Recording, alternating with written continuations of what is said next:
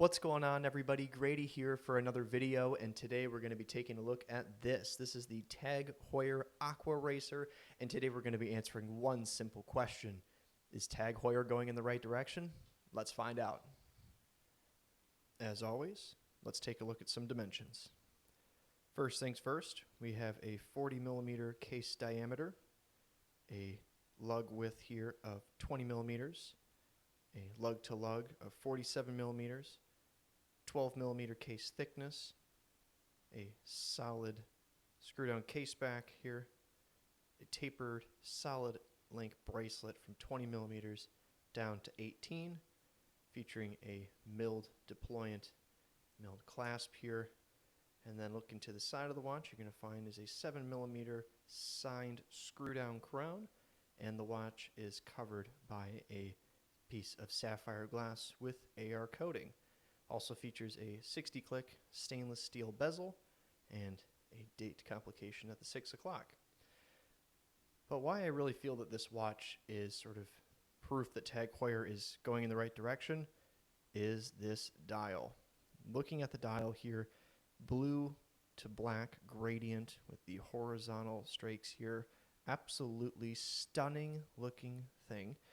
Seeing these applied indices playing with the light here against these sword hands really creates an extremely premium experience. And I think that if I have to touch on one key thing with this watch and how it compares to a lot of watches in my collection is the level of finishing.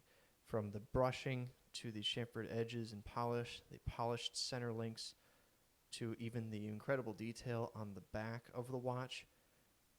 I have really struggled to find watches in this price point that offer the level of finishing that this has, especially from being from a big brand.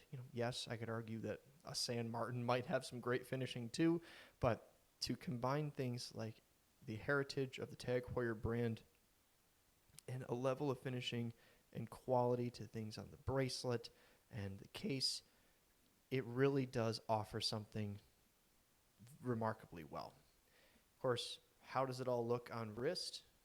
Since this is a 40 millimeter watch, it's going to look very nice in that regard. 47 lug to lug, as you can see here. Incredibly well done on that regard. The bracelet is smooth, it is comfortable, it's weighty, being all in stainless steel. It just offers a very, very premium experience for a watch that I think reasonably priced for what it represents, especially in this, once again, very competitive market. But tying back to the brand a little bit, yes, the level of finishing definitely helps. But TAG Heuer as a company, I think, has been on a little bit of a misstep the last few years, and when this watch was unveiled, I found myself very intrigued with this dressy sport look with high levels of finishing, great specifications, automatic movement, and I think overall a very reasonable price. And now they've unveiled things like the Carrera glass box, which I found absolutely stunning, as well as countless other TAG Heuers in the recent time where this has been sort of their basis of it. They're really angling themselves towards a sport luxury brand with great finishing. I've noticed that compared to brands like Tudor, which I just did a video on my Black Bay 58, which I believe looks very nice and does have nice finishing, but this is definitely more visually interesting, especially as I roll across the light here. It is just something that has constantly piqued my interest. I have over a dozen watches, and whenever I put this one on, although I don't wear it as much anymore, it gives me just a sense of awe, ultimately, that the detail and the way that it plays with the light is just immensely well done, and I really don't have any complaints on that end. However, that is not to say that the watch is perfect. So, one of the things that I found to be quite a bit of a hassle is this clasp, although it is very nicely made, having the signed TAG Heuer logo here on the bottom, and of course the shield there on the top. There's no on-the-fly micro adjust. You just simply have these pins. You do have a quick release extension on the bottom here, but I have found that to be a little bit more annoying. Honestly, I'd rather just not have anything at all in that, because it can get loose and find itself being a little bit hectic to snap back on. And so it's something that I would love to see them work on, especially at this price point. That is kind of the new trend right now with some of these more entry-level brands having on-the-fly micro adjustment. I think that it's not going to compromise anything in terms of a performance metric of this watch, because it's not really angling itself to be a tool watch. It's really just trying to be a luxury sport watch.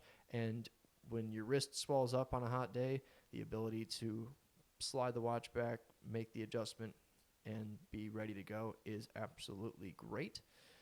Otherwise, though, if I'm looking at things I would complain about, and I think complaining is sort of the wrong word, but potential opportunity, is looking at the dial here. You will see as I play with the light, the TAG Heuer logo does come into view as it reflects the light. However, I would love to see it raised in that, looking at the indices, having the depth that those indices have creates the illusion, ultimately the look, that this dial is a lot deeper than it actually is. And since this does not have the traditional red and green TAG Heuer logo, I would love to have seen something where the logo was actually raised off of the dial a little bit. Otherwise, though, it's visually stunning. It's mechanically beautifully done. Would I like to see a little bit more in the power reserve department? Yes. It's a 4 hertz movement, 38 hours of power reserve. Not perfect, not, as competitive as maybe some other brands, but ultimately 4 hertz being more accurate, 200 meters of water resistance. I don't have any complaints with that. Screw down crown, no complaints. It really just touches on things like the clasp, which I truly believe is an opportunity to refine it, and maybe a touch of a detail on the dial. So absolutely stunning watch. I really do believe that as TAG Heuer continues to progress as a brand, as they have seen some new leadership recently, this, I believe, is going to be a watch that's going to be recognized as a turning point for the brand, where they really kind of came into their identity as representative of something like this. So why don't we wrap up the video? Alrighty, well, that is a wrap here on the TAG Heuer Aquaracer. Thank you so much for checking out the video. I hope each and every one of you have a great rest of your day, and hey, stay awesome.